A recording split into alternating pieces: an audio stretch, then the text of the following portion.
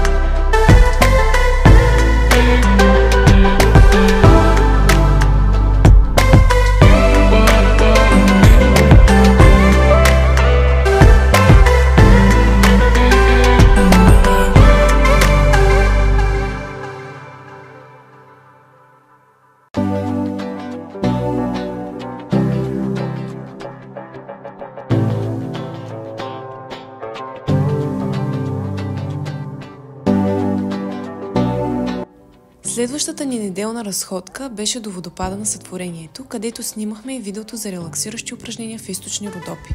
Той се намира близо до Крумовград, като представлява пад от над 10 метра. Гледката е изключително красива и живописна. След това се отбихме и до друг водопад, който нямаше вода. Тя беше останала в красивите форми на скалите, но не се изпускаше като водопад.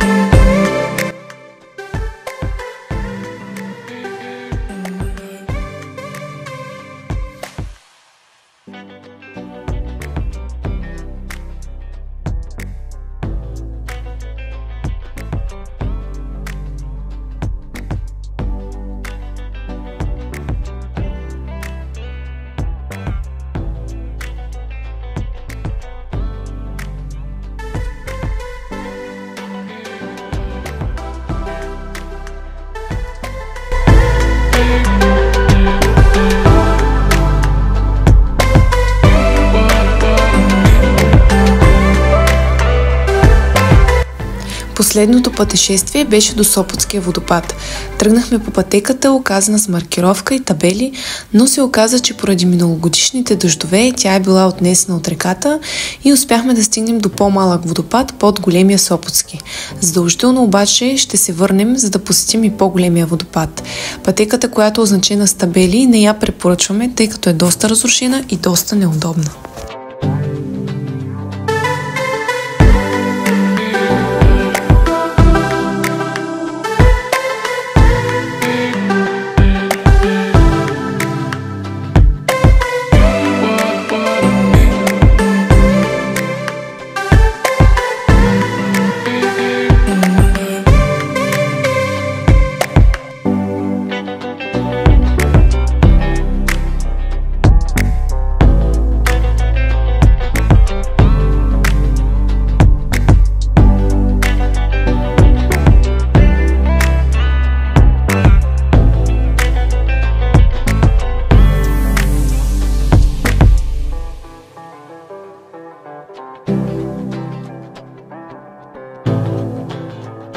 Здравейте! Днес ще си приготвим 3 рецепти. Едната е с карфиол, лила, такъв си харесах, маслини и авокадо. Другата е с грах, лукче и яйца. А третата е сладка с ядки и топичка с ядки и шоколад. Започваме с варението на карфиола.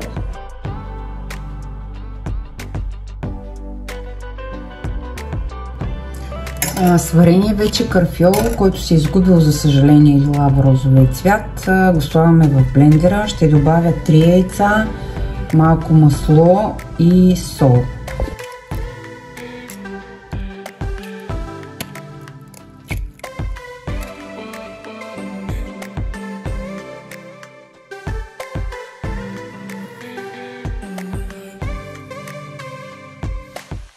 Изсипваме го в тавичката, но горе-долу е половин тавичка, не е цялата тавичка. Има място, така дето остава в края. И в фурничката да се изпече на 220 градуса. Горе-надолу релтан до готовност. Това ни е изпечения карфиол. Ще отрежем така части от него. Ще го направим на ето такива купчета.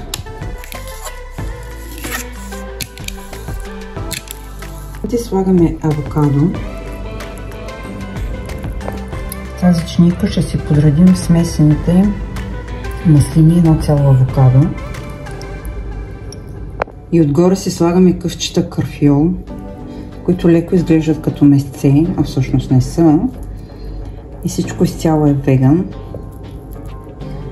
Комбинацията е много вкусна, може да използвате и като основно ястие, и като някакъв вид салата. Грах и яйчеца две ще сложим, които са рохки. Естествено, който не обича рохки, няма да ги яде рохки. Ще се направи твърдо сварено. Нарязваме си малко лукче, червено, горе-долу четвъртова, и ще я добавим към граха и яйцето.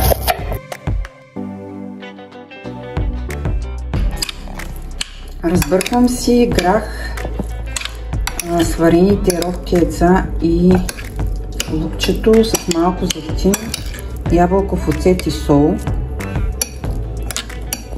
и десертче.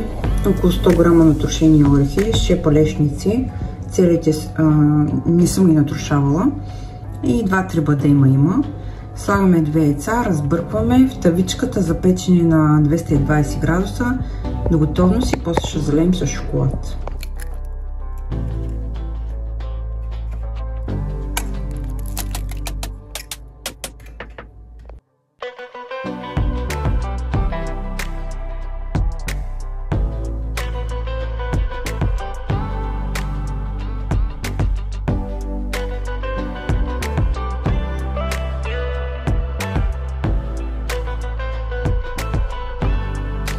Глата за тортата е готов, леко е крив, нали, понеже е малък, наистина е малък, може би за 4 парченца, които няма да са твърде големи, но нямам такава малка форма и съответно леко е крив.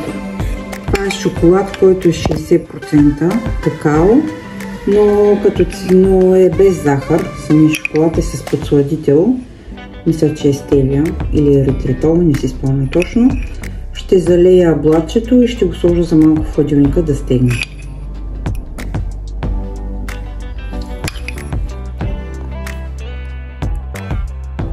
Забравих да кажа, че шоколадът е разтопен на водна баня.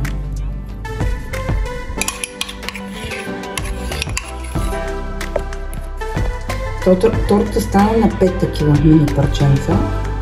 Малко ще и капна портокалче. И това.